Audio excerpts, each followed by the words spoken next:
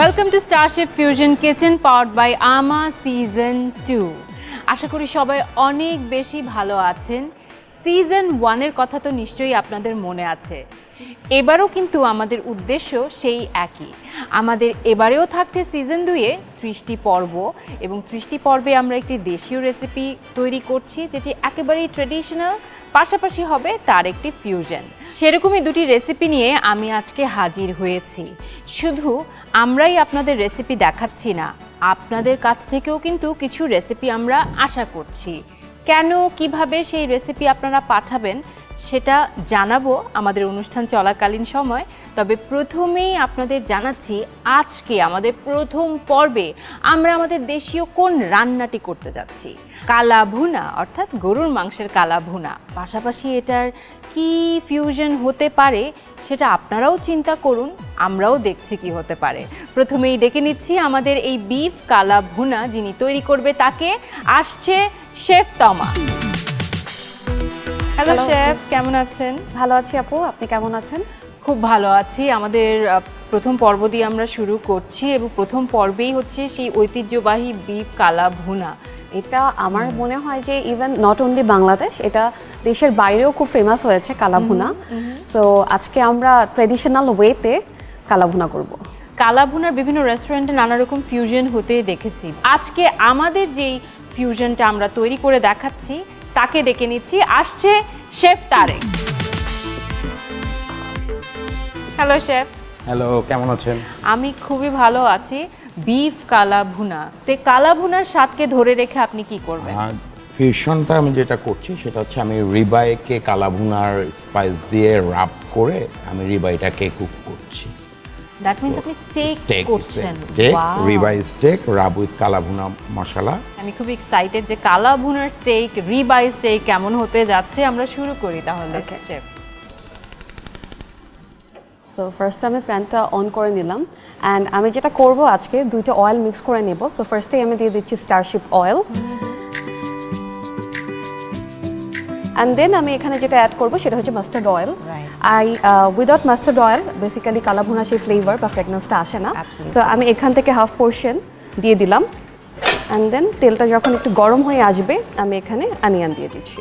So অনিয়নটাকে basically আমি একটু golden brown করে ফ্রাই করে দিব। ওকে, গোল্ডেন ব্রাউন হয়ে ফ্রাই হতে হতে আমরা শেফ আপনার কাছে চলে আসি।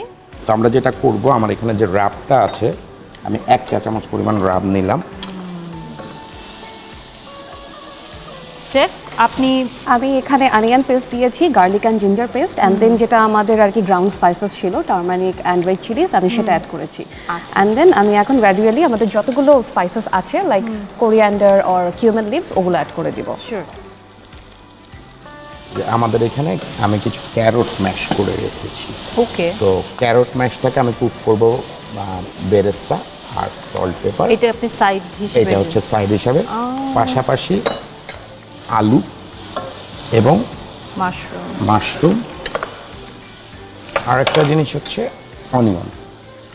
এই চারটাই কিন্তু আমার কমপ্লিমেন্ট অ্যাজ এ সাইড।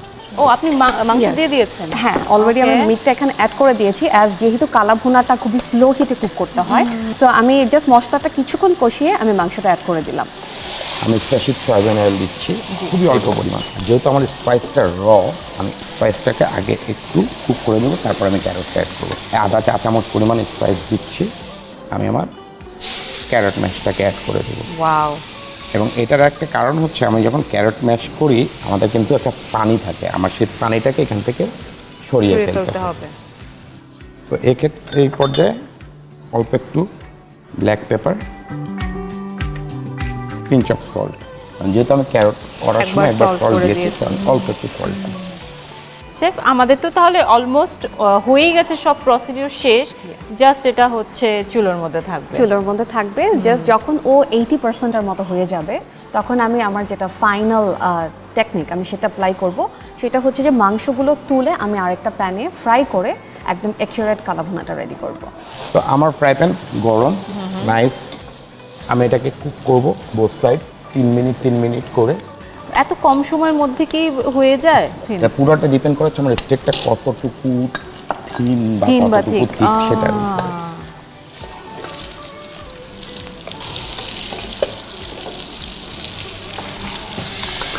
এটা হচ্ছে মাস্ট হ্যাভ একটা জিনিস হতে হবে। স্টেক সবসময় কুক করার পরে স্টেককে রেস্ট দিতে হবে, কারণ এটা কিন্তু আমি কিন্তু পুরোপুরি মিডিয়াম ওয়েল হওয়ার আগে আমি নামিয়ে ফেলেছি। এই ফাঁকে আমি যেটা করব, আমি আমার হচ্ছে আলু, অনিয়ন আর মাশরুম কুক করব। ওকে শেফ, আপনি এখানে আবার মনে হয় সরষের তেল নিয়েছেন, স্টারশিপ অয়েল নিয়েছি, স্টারশিপ অয়েলও নিয়েছেন এবং শুকনো মরিচ রসুন দিয়ে দিয়েছেন। ওকে, আর আমি কিন্তু আপু দুইটা প্রসিডিউর পাশাপাশি করছি, অ্যাজ এখান থেকে আমি এই পর্যায়ের মিটটা নিয়েই টোটালি ফ্রাই করে ফেলবো। শেষে বোধ পেঁয়াজ যায়। হ্যাঁ, ইয়েস, একটু ফ্রাইড অনিয়ন যেটা বেরেস্তা সেটা। ওকে,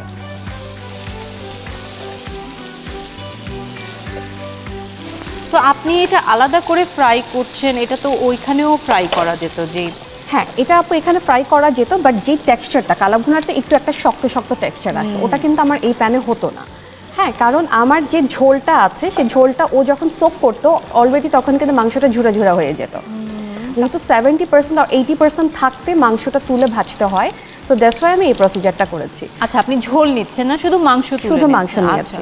আর হ্যাঁ, আমি ঝোল যে একবারে নিব না তা না, আমি সামান্য পরিমাণ ঝোল দিব, যাতে ঝোল আর মাংস অ্যান্ড তেল পুরে কালা ভুনাটা চলে যায়। পটেটোতেও একটা ব্রাউন কালার চলে এসছে, আমরা এগুলাকে তুলে নিব।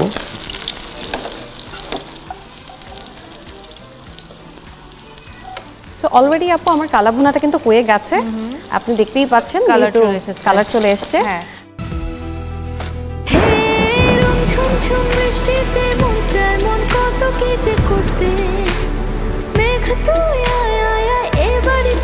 পরিবারের সুস্বাস্থ্যের প্রয়োজনে আবারও এলো perfectly refined vitamin A45 Starship soybean তেল। এলোমেলো যত হুটফুটি, কখনো বা হেসে কোটি কোটি, এই ঘরে মন খারাপের ছুটি, আমরা ভালো প্রতিদিনের জীবনে এমন হাসি খুশি এবং সুস্থ সুন্দর থাকতে আমার আটা ময়দা সুজি, ফিট থাকতে ফিট রাখতে।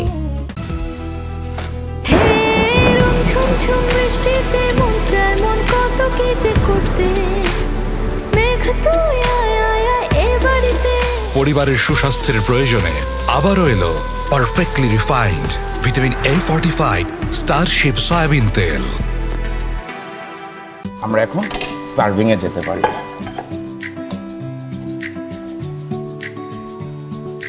এটা খুব স্মুথ হবে না, একটু রাফ হবে যেহেতু বেরেস্তা আছে।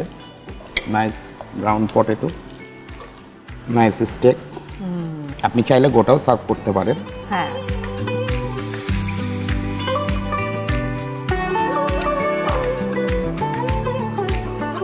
ধনেপাতা যেটা বলেছিলাম যে লাস্টে অ্যাড করব, সেটা হচ্ছে কি একটু বেরেস্তা। ওয়াও, দারুণ! আমাদের কালা ভুনা দুপাশেই রেডি, একটা আমাদের ট্রেডিশনাল স্টাইলে, আরেকটা হচ্ছে স্টেক আকারে। প্রিয় দর্শক, আমাদের আজকের দুটি রেসিপির পুরো প্রস্তুত প্রণালী চলুন দেখে নেই।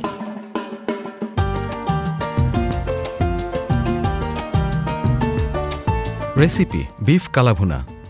প্রথমে প্যানে পরিমাণ মতো স্টারশিপ সয়াবিন তেল ও সরিষার তেল গরম করে তাতে কুচি করা পেঁয়াজ দিয়ে লালচে বাদামি রং হওয়া পর্যন্ত ভেজে নিতে হবে। এবার ভাজা পেঁয়াজের সঙ্গে আদা, রসুন বাটা, শুকনা মরিচ গুঁড়া, ধনে গুঁড়া, জিরা গুঁড়া ও সামান্য গরম মশলা দিয়ে ভাজতে হবে। মশলার সুন্দর গন্ধ বের হলে মাংস ঢেলে ভালোভাবে নেড়ে দেব। এরপর এতে পরিমাণ মতো কালাভুনা মশলা দিয়ে ভালোভাবে কষাতে হবে। মাঝে মাঝে নেড়ে দিতে হবে যেন নিচে লেগে না যায়। এখন অন্য একটি প্যানে পরিমাণ মতো স্টারশিপ সয়াবিন তেল ও সরিষার তেল গরম করে তাতে কয়েকটি আস্ত শুকনো মরিচ ও বড় করে টুকরো করা কিছু রসুন নিয়ে হালকা ভেজে নেব। তাতে 80% সিদ্ধ করা ঝোলসহ মাংস ঢেলে ভালোভাবে ভেজে নেব। গাঢ় কালচে রং ও তেল ঝরঝরে হয়ে এলে কালাভুনা প্রস্তুত। এবার নামিয়ে বেরেস্তা ছিটিয়ে পরিবেশন করতে হবে।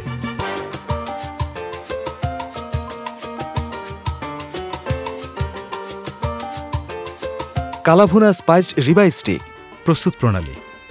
প্রথমে রিবাই স্টেকটি কালাভুনা মশলা দিয়ে ভালোভাবে র্যাপ করে নিতে হবে। এতে মাংসের মশলার ঘ্রাণ ভেতর পর্যন্ত ঢুকে যাবে। একটি প্যানে স্টারশিপ সয়াবিন তেল ঢেলে হাফ টেবিল চামচ কালাভুনা মশলা ও গাজর পেস্ট নিয়ে ভালোমতো ভেজে তাতে গোলমরিচ গুঁড়ো ও পরিমাণ মতো লবণ অ্যাড করে বেরেস্তা মিক্সড করে নেব। এরপর একটি প্যান গরম করে তাতে স্টারশিপ সয়াবিন তেল নেব। প্যানের তেল গরম হলে কালাভুনা মশলা দিয়ে রাব করা রিবাই স্টেকটি মাঝারি আঁচে প্রতি পাশ 3 থেকে 4 মিনিট করে ভেজে নিতে হবে, যাতে বাইরের অংশ কালচে বাদামি হয় কিন্তু ভেতরটা নরম ও রসালো থাকে। যখন স্টেক আপনার পছন্দ মতো রান্না হয়ে যাবে তখন প্যান থেকে নামিয়ে 5 মিনিট রেখে দিতে হবে। সবশেষে একটি প্লেটে ভাজা গাজর পেস্ট নিয়ে এর উপর পাতলা করে কাটা স্টেক স্লাইস, কয়েক টুকরো সিদ্ধ আলু, দোফালি করা কয়েক টুকরো হালকা ভাজা পেঁয়াজ, ছোট আকারের আস্ত কয়েক টুকরো হালকা ভাজা মাশরুম, অল্প কিছু ধনেপাতা ছিটিয়ে পরিবেশন করলে কালাভুনা স্পাইসড রিবাই স্টেকের আসল স্বাদ পাওয়া যাবে। আমাদের ট্রেডিশনালটা দিয়ে শুরু করছি। আপনি বলছিলেন কোনটা দিয়ে শুরু করবে, এর কারণ হচ্ছে আগে আমাদের ট্রেডিশনাল কালাভুনা যেটা আমাদের পরিচিতই একটা টেস্ট, এটা নিব, তারপর কম্পেয়ার করব ফিউশনটার মধ্যে, যে ফিউশন রেসিপি সেখানে আমরা কতটা মিল পাচ্ছি আমাদের কালাভুনা টেস্টে।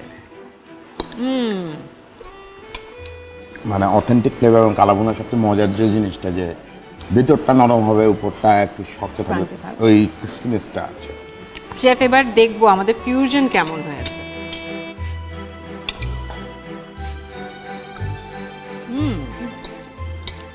It tastes so good, very unique. Just take আকারে কালাভুনার টেস্ট পাচ্ছি, জাস্ট মাস্টার্ড অয়েল দিয়ে হয়নি বলে ডিফারেন্সটা বোঝা যাচ্ছে। ডিফারেন্সটা একটু বোঝা যাচ্ছে। আমাদের কিন্তু নতুন কিছু আসছে আমাদের অনুষ্ঠানে, সেটা আমি আপনাদেরও জানাবো, দর্শকদেরও জানাবো। তবে তার আগে থ্যাংক ইউ সো মাচ, এত মজাদার দুটো রেসিপি, আমাদের দেশীয় ঐতিহ্যবাহী কালাভুনা এবং সেই ঐতিহ্যের টাচ রেখে যে স্টেকটা হয়েছে, দারুণ ছিল। আপনাকে অসংখ্য ধন্যবাদ, আশা করি দেখা হবে আবার। অবশ্যই হবে। থ্যাংক ইউ আপু, থ্যাংকস আ লট। প্রিয় দর্শক, আপনারা তো দেখলেন যে আমরা কালাভুনা দিয়ে কালাভুনার স্টেকের একটা ফিউশন ভার্সন তৈরি করেছি। আমি বারবার বলছিলাম আর কোনো ফিউশন চিন্তা যদি আপনাদের থাকে যে কালাভুনার মাংস দিয়ে আমি অন্য কিছু তৈরি করতে পারি, তাহলে সেটা আমাদের জানাবেন। কোথায় জানাবেন? জানাবেন স্টারশিপ সয়াবিন অয়েলের ফেসবুক পেজে, এবং সেই সাথে টিভি স্ক্রিনে আমাদের যেই মেইল অ্যাড্রেসটি দেখতে পাচ্ছেন সেখানে।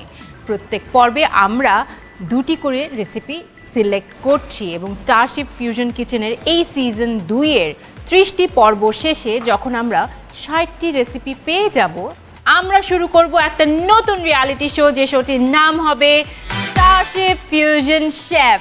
এবং আপনাদের জানিয়ে রাখি যে স্টারশিপ ফিউশন শেফে যে বিজয়ী হচ্ছে সে পাচ্ছে 25 লক্ষ টাকা, যে ফার্স্ট রানার আপ হচ্ছে সে পাচ্ছে 10 লক্ষ টাকা, এবং যে সেকেন্ড রানার আপ হচ্ছে সে পাচ্ছে 5 লক্ষ টাকা।